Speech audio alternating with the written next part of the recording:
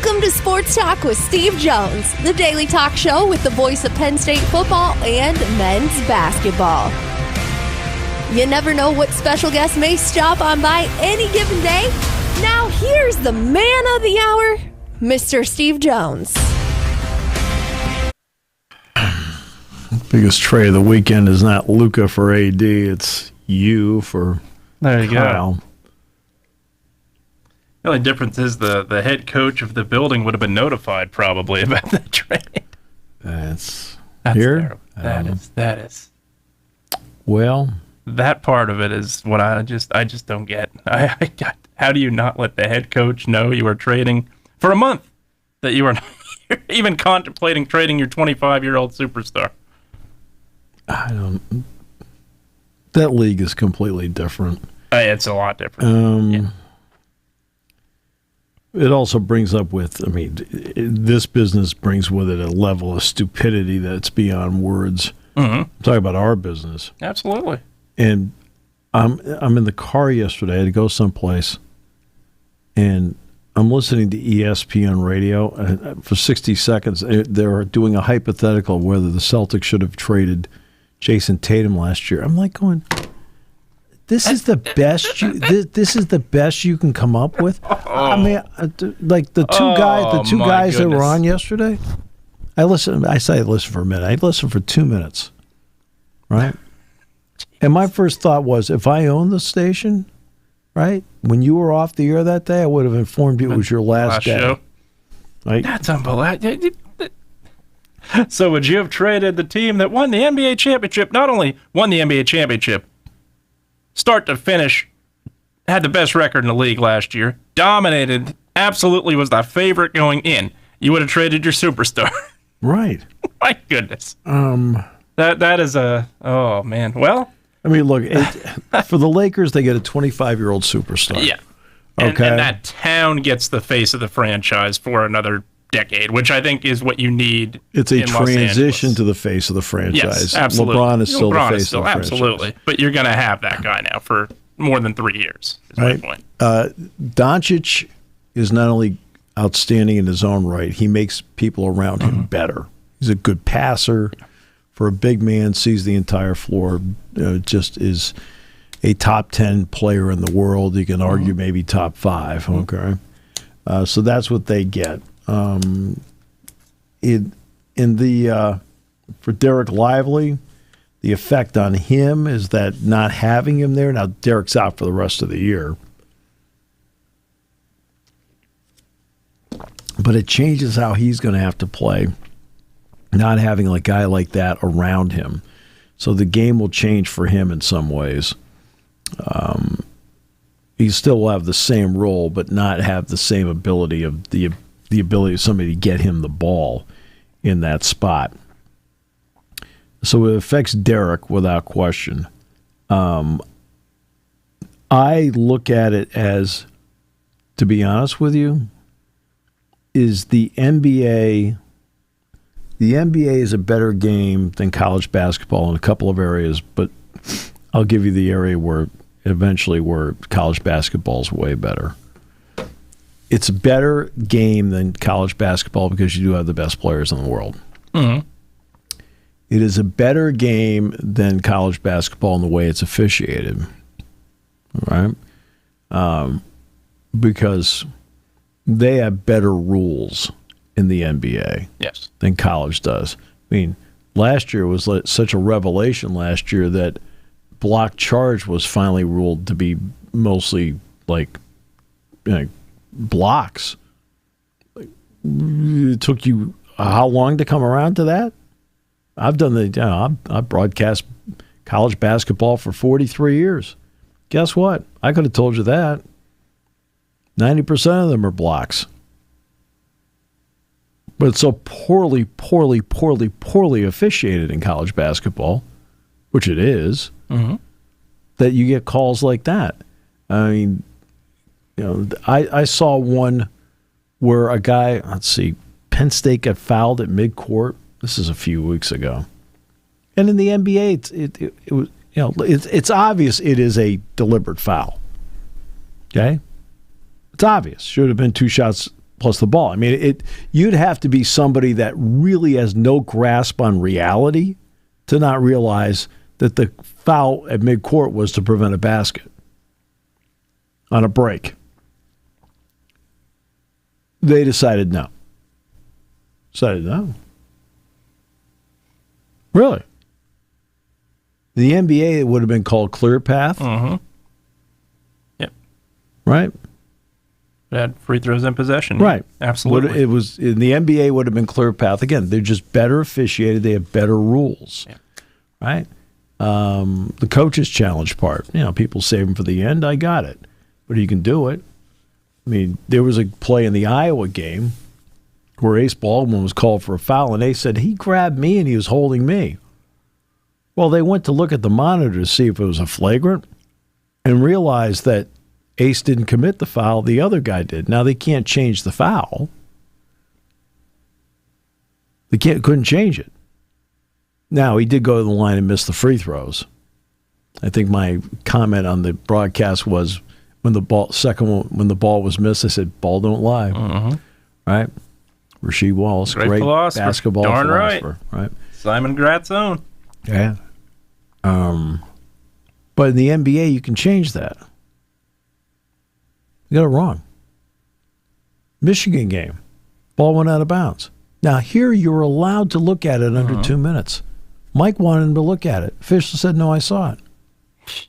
Dick and I looked at the replay later. Because, let's go back and look at it again later. Because we couldn't really watch it in the moment. All right. He can't see it. Unless he's Clark Kent, he can't see it. Right? He's also the same guy that missed the call on Nick Kern getting whacked by Danny Wolf. We saw that one. It was right below us. I'm like, what is going on? The same guy. Like, what is going on here? Right? So the NBA's better rules, better officiated, best athletes in the world. Conversely, college basketball is the passion. College basketball is the passion, and you also have much more parity now than the NBA has. Yep. Agreed. And the parity goes across the board. You had 5 top 15 teams lose on Saturday. Okay, it's fine. Tennessee goes to Auburn, loses by 1. Tennessee takes on 5th-ranked Florida, beats them by 20. Okay. Right. Now, I know if you were watching the ESPN game on Saturday night, you probably got the impression John Calipari was returning to Rupp Arena. Oh, God. They have a tendency on that network to ruin games. Okay? The entire part was 5 to 7 minutes before the game, somewhere in there he's going to walk in. He's going to get booed. Okay. That's a story. That's something we all want to see. After that, for 2 hours, it's about the game. It's the game. The game. It's not about who's coaching the game. It's about the game. It's about the players. Now, Calipari brought 3 Kentucky players with him. They were the top 3 scorers for Arkansas. One of them had been riding the pine, finally was off the bench, and they took the $1 million backup and put him on the bench. Oh, was I supposed to mention the dollar amount of the Tennessee kid? No, I wasn't supposed to. Sorry. No, it's the truth. May know too much. Yeah. But all I had to hear was, he's back, he's back, he's back. What color jacket he's wearing. It's like, God, will you just do the game? Okay, I got it. I watched the beginning. I saw him get booed when he walked in. Okay, great. Okay? Then after that, to his credit, his team. Bill Belichick did an interview the other day. This is the one where he was kidding about the Brady Award instead of the Lombardi Award. Yeah. And he was kidding about it. Okay? If they wanted to name the MVP of the Super Bowl the Brady Award, I'm fine with that. I don't think it's named for anybody, is it? I don't think so. No, not that I know of. If they wanted to name it the Brady Award, you can't name it the Montana Award. They didn't win enough. That's right. He only won 4. Oh, the other guy won 7. Yeah, he did. Montana never lost, though. Well, if he'd been in 10, maybe he would have lost. Yeah, he would have lost a couple. Yeah, even I would concede. I'd put Brady above. And you have a man crush. Montana's the reason I'm a 49ers fan. There's no question about that. I grew up absolutely a huge Joe Montana fan, as did most 49ers fans. But yeah, Brady is. But let's get back to what he was saying, though. What he was saying was, he says, look, people talk about coaching and everything like that. He says, look, I'm where I am because of Lawrence Taylor, Carl Banks, Tom Brady, Corey Dillon. He's going through like every Rodney Harrison, Willie McGinnis. Like he said, I had great players. Right? There are so many great schemes out there that coaches across the country could come up with. And you want to know why they don't work? They don't have the players. They don't have the players to make them work. If you run those same schemes with really terrific players, they'd be celebrated as one of the greatest coaches ever. It makes a big difference. Talent means something in the game. And that's big in all this. Look where the Eagles are now. They have Saquon Barkley as their running back. Yeah. And DeAndre Swift, by the way, is very good. Yeah. It's not like DeAndre Swift is some sort of – he's a really good player. Yeah, and what they did with their defense, too, obviously. I think they just upgraded. No, but, you bring talent in. And this is what I'm saying about, across the board. College basketball has more parity now because between NIL and the transfer portal, more of the talent's been spread around. Sure. That's the difference. I'm not so sure how much the talent is spread around in the NBA. No. And the Sixers are a great example of they've been trying to get some sort of combination for years. Yeah. And it hasn't worked. It just hasn't worked. No, I think the irony is a lot of times these teams that try to get the best combination, they end up drafting their best player. I think that's really what ends up happening a lot of times with these guys. You look at, obviously, the Boston Celtics don't win that NBA championship without the big three. I think very clearly, and Paul Pierce, the heart and soul. Rajon Rondo was a guy drafted by that team I thought was a huge part of that championship team. Tyrese Maxey now in Philadelphia, absolutely just a huge part of that team. And it's just a lot of times when you're going for championships, you end up somehow getting the guy that propels you to the championship when he was on your roster the whole time. Toronto Raptors, Kawhi Leonard, obviously the reason the Raptors won the championship. You know who else was a big reason? Pascal Siakam, Fred VanVleet. That's it. A lot of times when these teams try to build so-called super teams, they end up not realizing, hey, we drafted a pretty darn good guy here. Another good guy here. Yeah, I mean, he traded for McCaffrey now. He never plays for you. That's right. Never plays for him. That's right. Hardly played this year. Gave Ayuk $120 million. Amazing. It's just... Yeah. I would also argue, I think when you're talking about a big game, I think I would argue atmosphere in college basketball is better than the NBA. The passion of the game, the atmosphere of the game is way above the NBA. I agree. I think the parity of the game is way above the NBA. Obviously Game 3 of the NBA Finals, that crowd's going to be loud. Of course it is. It's the NBA Finals. But you're talking about a regular season game, just a huge matchup. The atmosphere is better in college basketball. Absolutely. No question.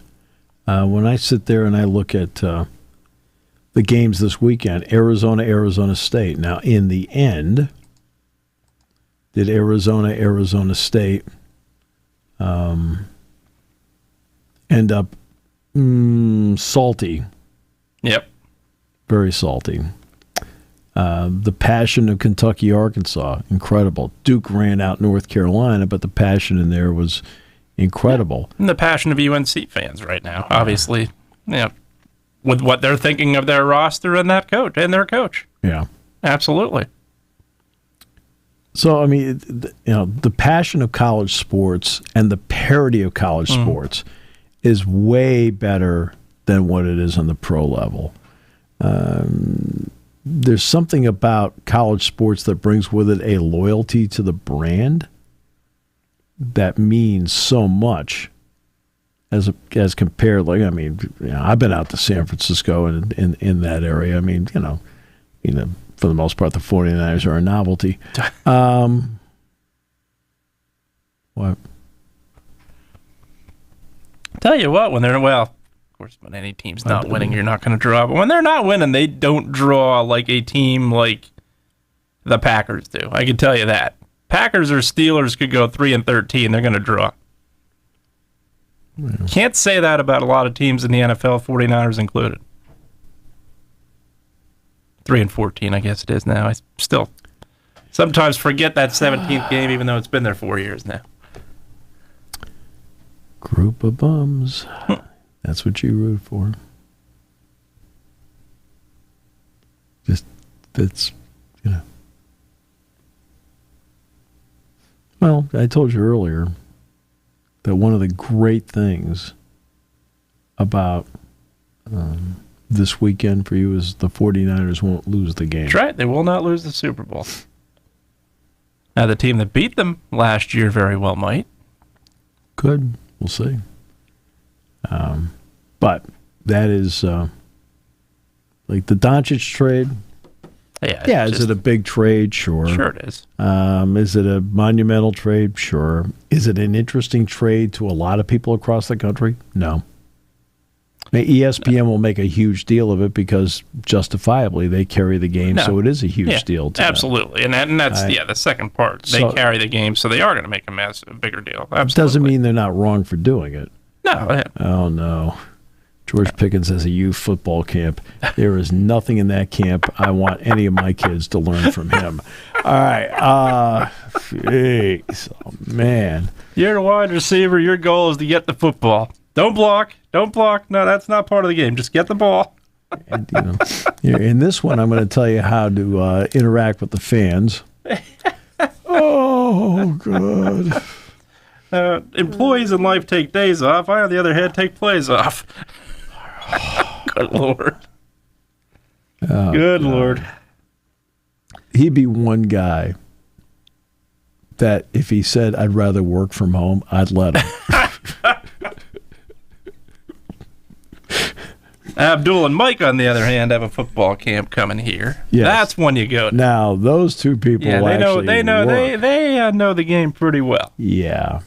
I don't think Abdul's wish of falling to the Eagles is going to happen, but... No, I don't think it's going to happen. Going to be about 30 picks ahead of that, or 29, or somewhere close. Yeah. But, that's, again, do I think that that the NBA has great athletes, better officiated? Mm-hmm. Sure. No question. But college basketball has the passion to it, has the emotion to it on an every night basis. And you're seeing it over and over again. I'll take that any day of the week where the arena is exciting to be in, as opposed to the NBA where they're constantly having to pipe in music all the time because the crowd's flat. Yeah. Until it gets to the fourth quarter when the game's finally excitement. Sure. Exciting, all right. That's... Hey, you look back on the anniversary, and I just saw this come across the other day when I was looking at stuff sports-wise. I think yesterday or day before was the anniversary. Magic Johnson returned, second time.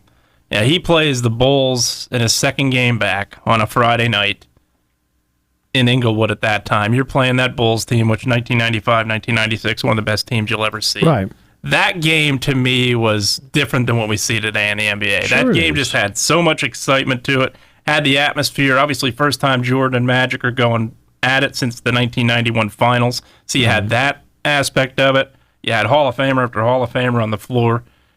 You just don't see that anymore in the NBA. And that's taking nothing away from the players in the NBA. They are still the best in the world. There's plenty of Hall of Famers. And again, they are the best in the world. There's no getting around. It's just not what it once was. There's 8 billion people in the world. 510 are in the NBA, including the two-way players in the 17-man roster. Sure.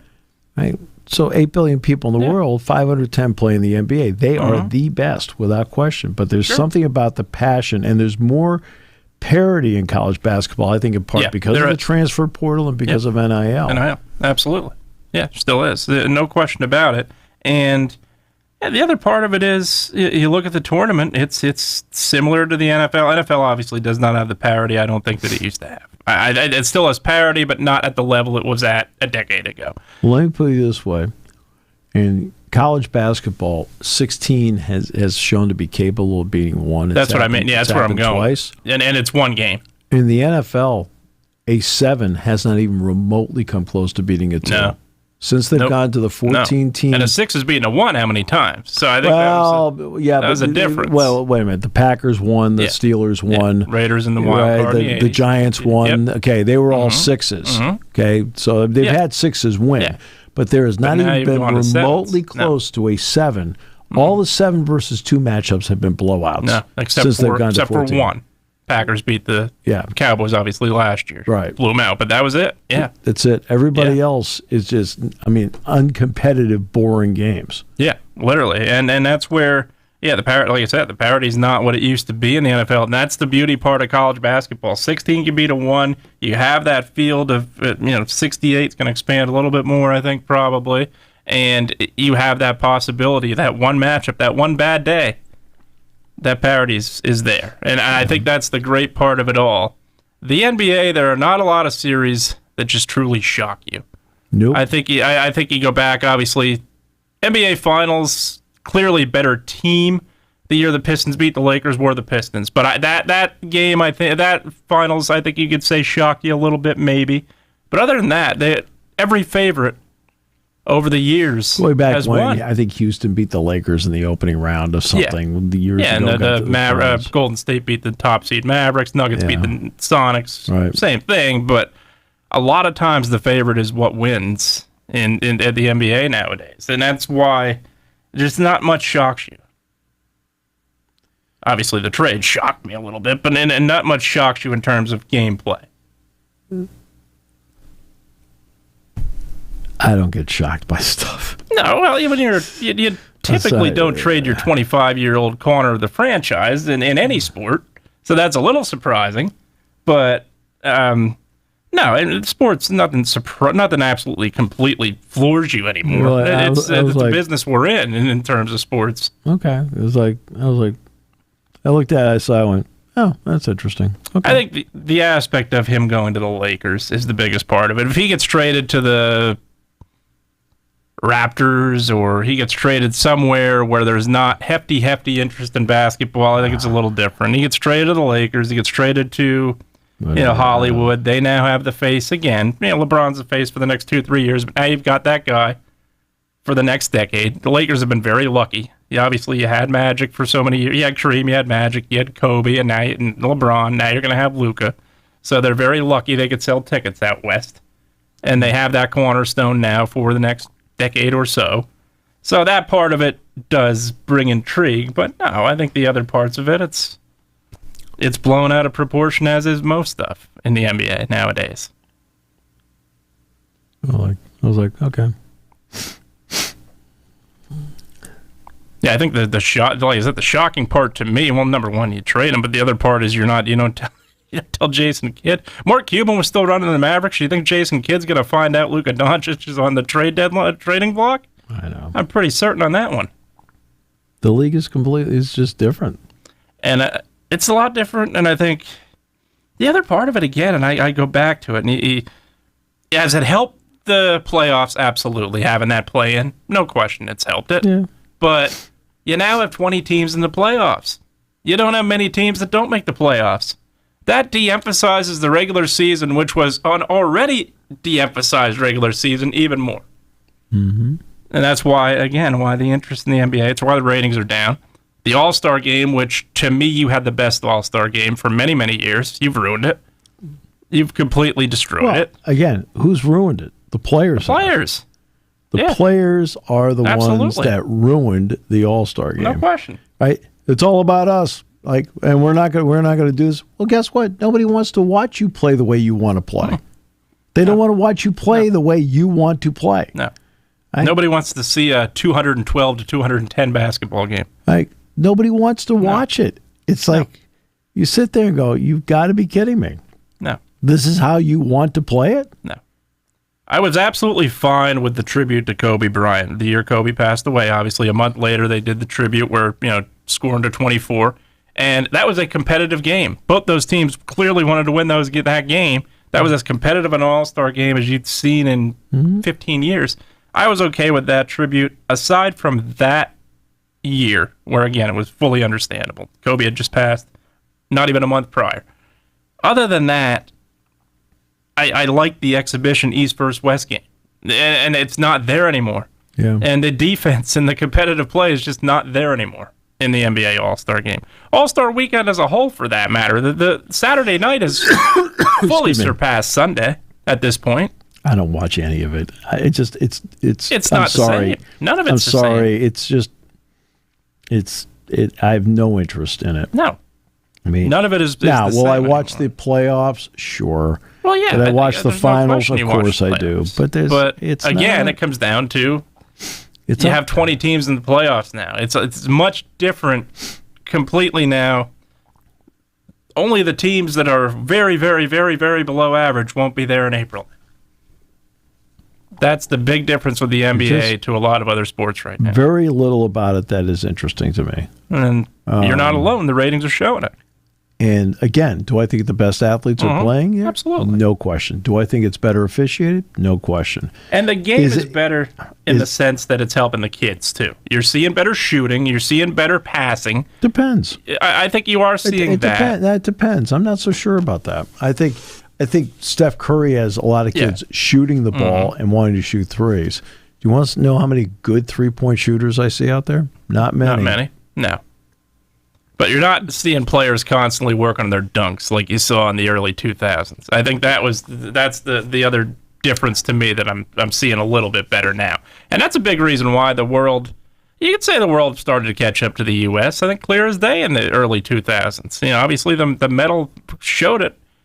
But that was a lot of that was the players, working on their dunks, working on just flashing for the fans rather than working on their game, which the international players were doing. Now you're seeing it finally expand in the U.S. a lot more. By the way, on Friday's show, we'll have Merrill Reese on, the voice of the Eagles. We were going to get the voice of the 49ers, then we realized they weren't playing. Greg Pop is a good guy. We're going to. Absolutely a good guy. Merrill's an incredible guy. We were going to get the voice of the Niners on. I looked over and said, "Oh, they're not playing." I said, "Why not?" And somebody said, "They're not very good." This year they were not. I gotta give you credit because you said you weren't going to cut your hair until they won the championship, and even you gave up. Yeah, well, it's been 31 years. 30 years, 30 on the dot. It's been a while. Yeah, 95. They won 94, 95, 2024, 25, 30 years. It's been a while. Has. I can tell it bothers you. When you lose 3, it's tough. Yeah, sure. Yeah. So,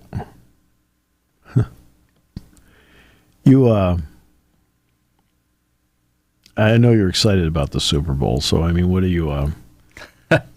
What's your menu going to be like on Friday? What are you going to eat? Or on Sunday? I'm basic. I do just the basic stuff. Just simple foods. Now, since the 49ers are not in it, will you watch the game with others?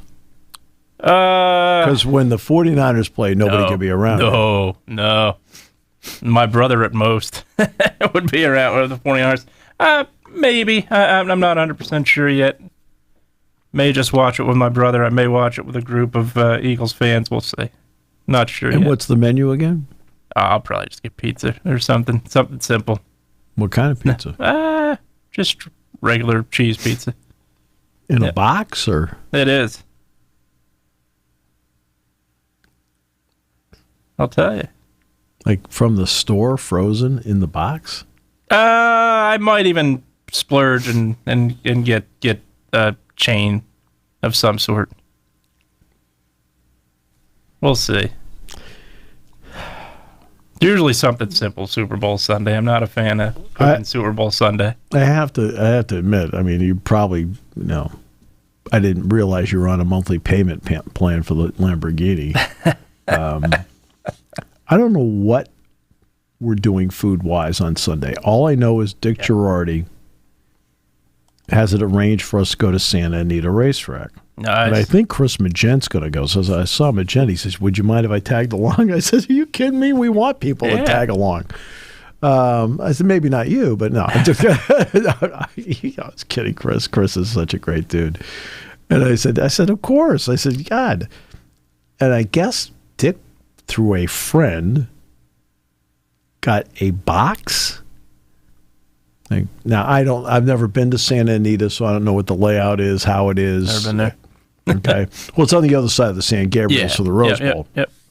Well, I haven't been on the other side of the San Gabriels. Every time I've gone, I've just gone to the Rose Bowl, and for whatever reason, the bus stopped. It's like, we're not going any further? Okay, great. I think we'll do the game. So we'll go up there, although I did freak out Girardi last week. He says, how far is it? I said, how far is it from where we're staying to Santa Anita? I said, I don't know. I said, I would guess 26 miles. So he looks it up because we're actually staying in Beverly Hills. Okay. Not Los Angeles. Yeah. He looks at the phone. He goes, it's 27 miles. I said, well, and the price is right. I'm still close. There you go. Very close. He says, how did you know that? I said, I know we've gone from Los Angeles to the Rose Bowl. Uh-huh. I said, so I sort of know how long that is. I said, it's a much longer ride than people realize. I said, so I guess I kind of calculated it that way. He goes, that's freaky. I said, thank you. But so he got it, I guess, through a friend. Now, whatever the box situation is there, I couldn't begin to tell you. And I guess we're going to go to the races, which start at 11, and that's Pacific time. Okay. Jason, that's 3 hours later than here. That's correct. Just so you know. I just want to make sure you understand. We'll be on 49ers time. I will say Arizona, though, not turning their clocks back did throw me off for the Fiesta Bowl. Initially, I'm thinking, is it 3 hours or 2 hours? But, yeah, Pacific time, obviously, I know. We'll be on 49ers time. And based on the last Super Bowls they've been to, they've been 3 hours later. 3 hours late getting there, yeah. Sounds about right. Actually, they've been 3 hours early. By the time it was all said and done, they were long done. They went home 3 hours. So, it'll start at 11, which will be 2 Eastern. I guess the races go till 3, which is 6 o'clock Eastern. Perfect timing then, yeah. And I guess we can watch the Super Bowl in this box. Nice. In this box, I guess. And I mentioned to Dick, I said, this is Bafford's home track. He goes, no. He says, I think he's stopping by. I said, oh, yeah. I always like to talk to people who are tops in their field. Mm-hmm. And I don't care what the field happens today. I don't care. I don't care if it's Chris Wu, the lead violinist for the Pittsburgh Symphony. I don't care whether it's a guy like Bob Baffert. Coaches over the years I've talked to between Joe, Bobby Bowden, Bear Bryant. Obviously talking to James. Yeah.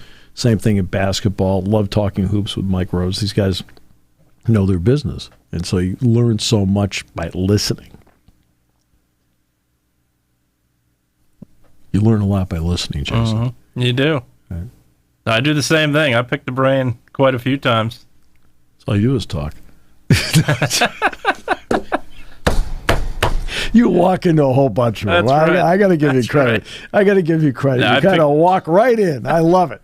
Yeah, Gino, I picked Gino's brain for quite a while, and he. Gino. Gino, I did too. To his credit, he answered everything. Yep. No, he's incredible. And the it would be if it comes to pass. We'll see if it comes to pass. It would be great just to sit there and listen to him talk. Absolutely. Yeah. And that's what we're planning on doing. Food, I couldn't tell you in a million years what's there, that's not tentative there. for me. I couldn't tell you even. I couldn't tell you in a million years what's there. I've never been to this spot, so I don't know. Yeah, I've definitely never been there. I mean, for all I know is that... I've only been to California once in my life. Have you asked yourself why? Penn State lost the Rose Bowl. Have you asked yourself... I probably jinxed it. Have you asked yourself why they won't let you back? And believe me, they're aching for anybody to be there based on the tax system. So, I mean, they'd love to have you back. Now, did you see Chip Kelly left? He did. Yeah. Ohio State. Yep.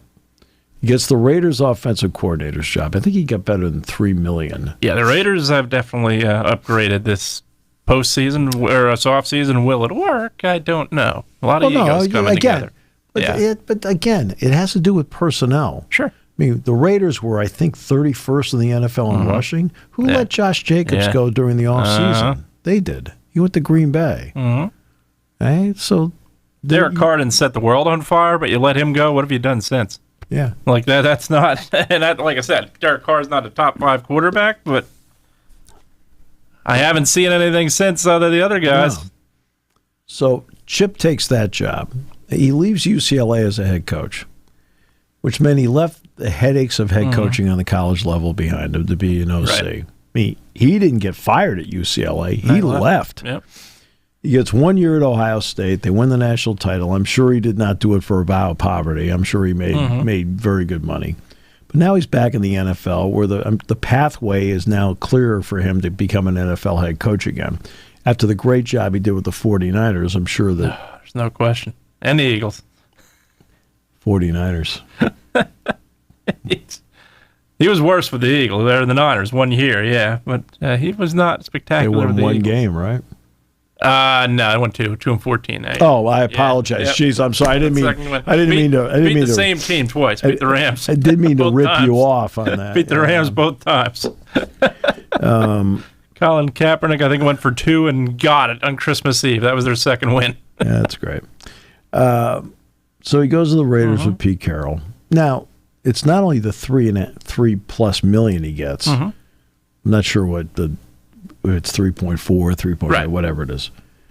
But you got to remember, where'd he go? Yeah. Nevada.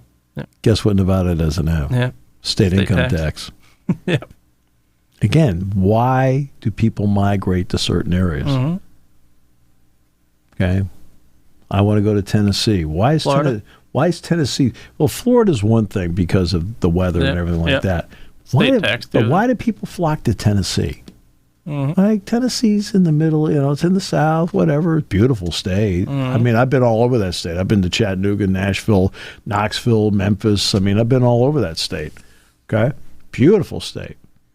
But it's not near the coast. It's, relatively warm. You have some winter, but they have no state income tax. Right? Texas. Same. No state income tax, right? There's a lot of things that, like, you see now. Do they make up for it in other ways? Of course they do. But you're making the kind of coin he's making. He goes to Nevada. Yep. Guess what? He gets to keep more of his money. Yeah. Do whatever he wants. Invest it any way he wants. That's So there's a win-win for him. He goes to the NFL. He's an offensive coordinator, worries about half of the ball, and then half of that side of the ball, and then. Not only that, the financial benefit of it. Right? In a lot of ways, it was a no-brainer. Right? And He's won a national title now, too, as a play caller. I think that's the other part of it. I can't say he doesn't have anything to prove if he stays at Ohio State. Sure he does, but he doesn't. He can embrace. Everybody knew when he went there was a short-term thing. It was a short-term, sure. And it was an opportunity. The ironic part with Chip, and I think, obviously, as a coordinator, as a play caller, I think he's phenomenal. And I think he obviously showed that in the offseason. I showed that at Ohio State. But it's still, as you said, though, the head coaching part of it. Does it open the door for a head coaching job? Yes. Should he take a head coaching job? I don't know what he's like. I have not seen enough as a head coach out of Chip, even at Oregon, that tells me he's head coach. I think as a coordinator, there are certain coaches where you're a coordinator, I think you're phenomenal. Norv Turner comes to mind right away. But and other times, remember, he got Oregon to the national championship game as a head coach. Mm-hmm. All right, he did. Okay, so it's not, and he had his guy in Mariota. There's no question, but it's not as if he hasn't had. No, he's had success on some level. Yeah, in his career, success getting someplace. He's also made decisions that I mentioned Merrill. I scratched my head. Well, I mentioned Merrill. Uh-huh. He, for whatever reason, never had a relationship with him. Never had a relationship with Merrill. Yeah. Now, if you're going to sit there and you're going to be in that spot, that's Merrill Reese right there, who, by the way, has no ego. No. Merrill has zero ego. Mm-hmm. He doesn't walk in and go, "How everybody? I'm Merrill Reese." No, he doesn't do that. No, he walks up, he goes, "Hi, I'd like to introduce myself. I'm Merrill Reese." That's the kind of guy he is. That's why I think the world of the guy. He's no ego, beloved in Philadelphia. No, there's no question. Beloved. As he should be. Okay? Yep. You come in from the outside. Isn't that a person you want to, get to know a little bit? Right? And not just about the history of the league, but in other words, hey, 100%. The fans are tight with him. I want to make sure, I'm around a guy like that, who, by the way, is a great guy and loves the team, loves the franchise, whatever. And Chip made no effort with Merrill whatsoever. No. Zero. Right? Well, Merrill told me that when Chip got fired. Yeah. He says, Steve, he says, sometimes when somebody gets fired, he said, I'll walk into the office, like that day or whatever. He says, and the secretaries, he says, and the staff will have their heads down. He says, there'll be some tears and so forth. He says, the day he got fired, I walked in, everybody's like, "Hey, how you doing? Hey." Everybody was in a good mood the day he got fired. Yeah. That tells me you need to change. No question. And you need to change, because guess what? Okay, you need to be you can't change your personality. You are who you are. But you just can't go in there. In other words, you have to not only know everybody's names, you have to care about them. You're the person in charge. They're all looking at you.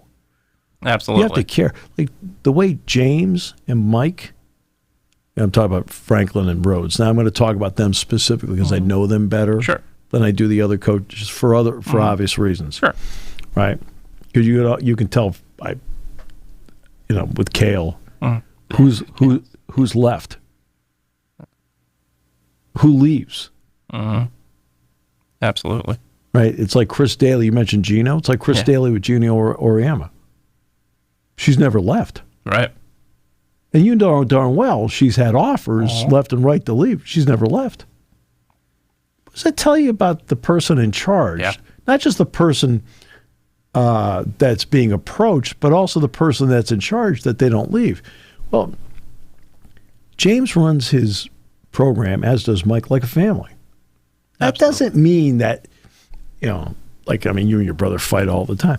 But it's kind of, especially in public, it's kind of ugly. How many times at Medler Field have I had to separate the two? I'll tell you, yeah. Just one ends up on the field. It's never a good sign. Just over a bobblehead. Yeah. Come on. No. But, it doesn't mean you can't argue. Sure. Hash things out. Absolutely. Disagree. Sure. Right? But guess what? In the end, it's run like a family. You can run it like a business, or you can run it like a family. Sure.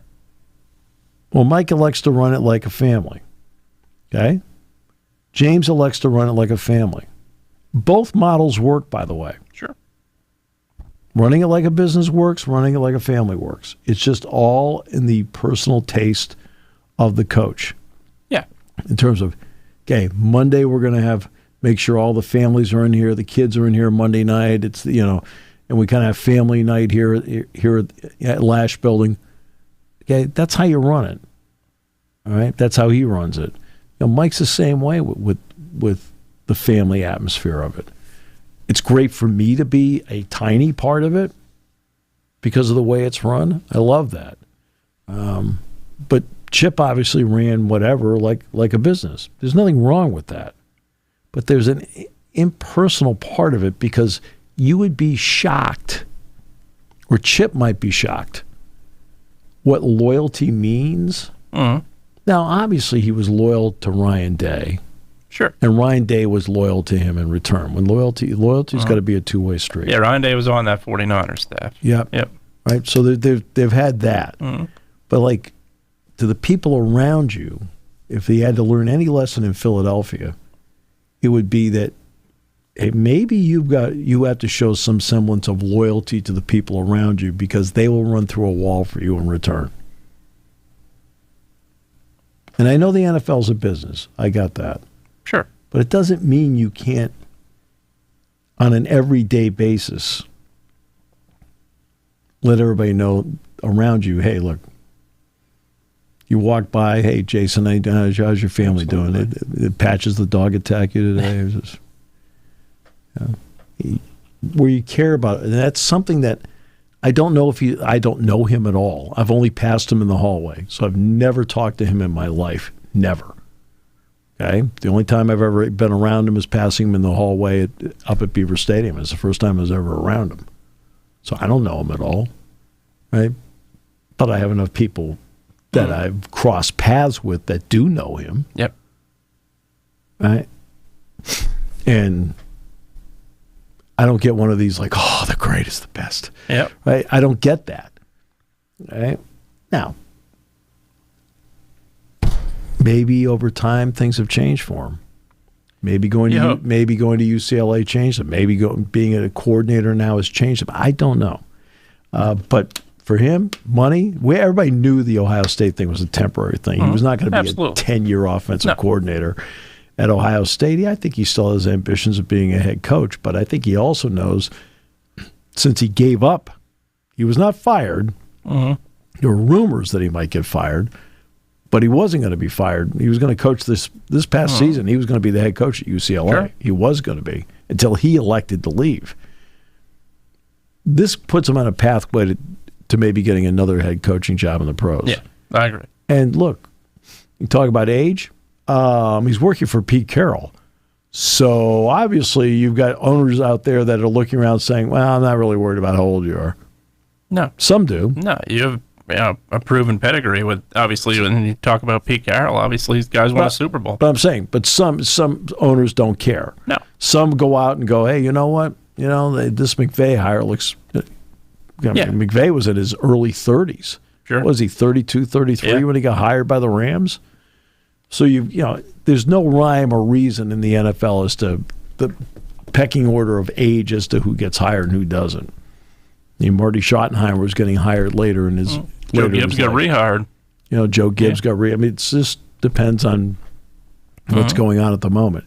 So Chip Kelly is not out of the realm of right. If he goes out in 1-2 years and the Raiders hey, look at what they're doing offensively, you're going to have somebody saying, hey, I wonder if you can do that for us. Right. Right. Like the Jets. No, I'm just kidding. It's the Jets. That's your second favorite team. Oh, good Lord. Well, they are. Fun team to watch. I think Fireman Fred might have even given up on them. They are. Well, I talked to Fireman Fred. I said, you going to become a Niners fan? He goes, no, never. He had other options. I've never met Fireman Fred, so I never have either. I'm joking. No. Yeah, he speaks highly of you. Oh, there it is. Yeah, but that's there's the loyalty of fans Oh, there's no doubt. You've got quite a few. You got the Eagles. The Eagles have plenty. Oh, the Eagles have incredibly loyal fans. Very opinionated fans. Very opinionated fans, and opinion leads to passion, which I respect. And I know they get a bad rap. I can tell you beyond a shadow of a doubt, things that have happened at Lincoln Financial Field, unfortunately, happen stadium-wide every team, every week. These are your people. And it's unfortunate, but these are your people. It's literally what is happening in pro sports anymore. So, yes, there are bad apples. That doesn't speak for every one of them. These are your people. Yeah. Okay, simple as that. But I could go one further on Chip with Merrill. He told me the story when the Cowboys, when they crushed the Cowboys on Thanksgiving Day. I think Mark Sanchez was the quarterback. Merrill went up to congratulate Chip, and he said, "You are." And Chip literally said, "You are," and Merrill said, "I'm the play-by-play guy of the Eagles." And I was congratulating. And he says, "Oh," and then just leaned back on the bus. That was it. Right. I mean, it's literally like, wow. Yeah. And you've said it, and it's worth repeating, beloved in Philadelphia. Merrill is absolutely beloved in Philadelphia for good reason. He's beloved because he's good, but he's beloved because he's good.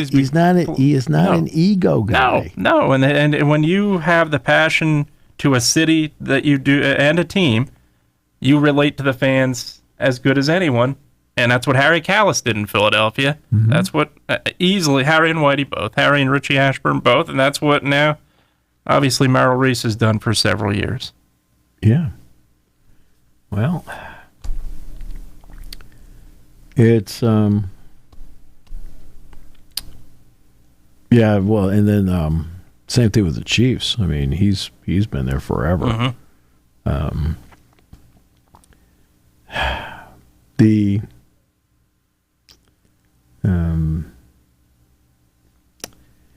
You can't treat people that way. No. I mean, you can't do it.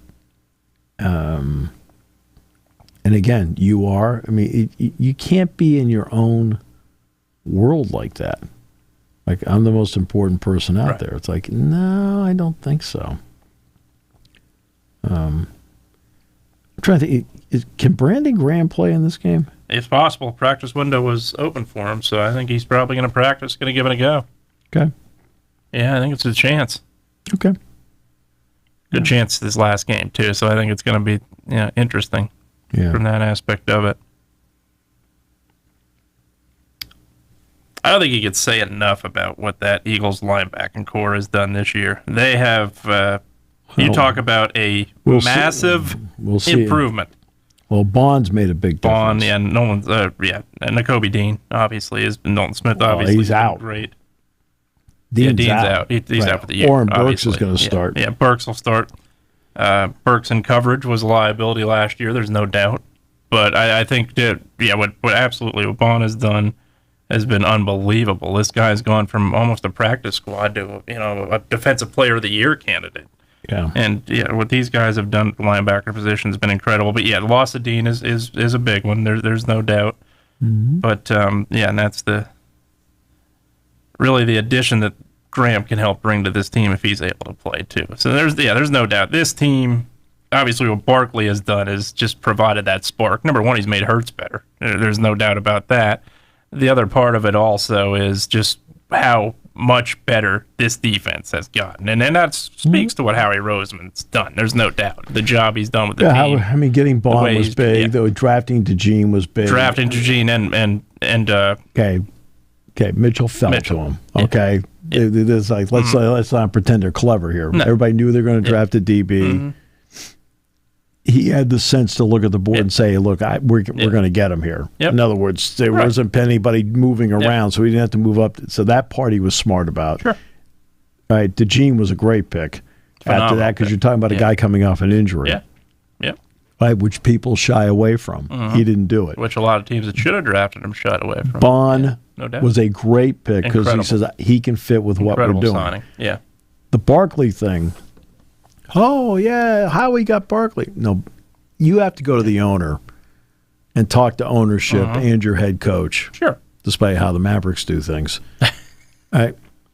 You have to go to your owner and your head coach and say, okay, I want to get Barkley. And the head coach is going to say, this is great. Mm-hmm. But the owner has to approve the $37 million over 3 years. Absolutely. He says, in other words, you have to give your general manager the right to go to a certain point with somebody. Right? Look, no offense to Howie Roseman, anybody could have identified that Saquon Barkley would be a great pickup.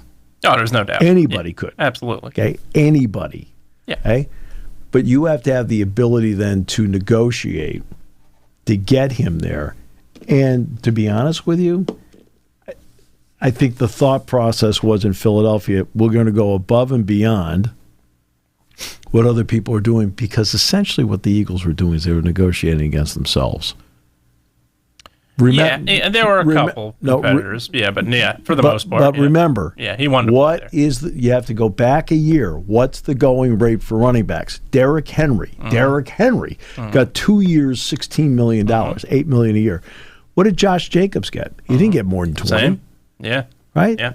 Right. So now I'm going to go Even McCaffrey's extension, same thing. Right, but I'm going 3 years, 37 on him. I'm going way above and reset beyond. The market. Absolutely. It reset the entire market. You have to have ownership be on board with what you're doing with that, right? And remember when you were trying to negotiate? We set the market, right? And they finally said, "Look, let's just go market rate for a guy like this. What are you getting? $1.95? That's right. They upped it 5 cents. I think it's also credit to Jeffrey Lurie. I think some of us fought it. I mean, I think Jeffrey Lurie has learned in a big way too. When Joe Banner was the general manager, I think it was a much different franchise. I think the Eagles were on the cusp when they went to 3 straight conference championship games. I don't think they were willing to spend the money at that time, and I think they learned from that hey, when you're that close, you've got to close it. And I think that that's something that Jeffrey Lurie has done over time too. Has learned that hey, you want to build a championship, you got to spend money to make money. Same thing. That was pretty much your pitch to the ownership here. But it failed. And they said we make more money without you. I couldn't believe it. Well, no, what bothered me is they looked up here, huh? You're talking? Yeah, I thought that was kind of a low moment. The Athletic, imagining the NFL's equivalent of the Luka Doncic trade. Delete, don't care. All right. Are you back tomorrow? I believe so. Oh.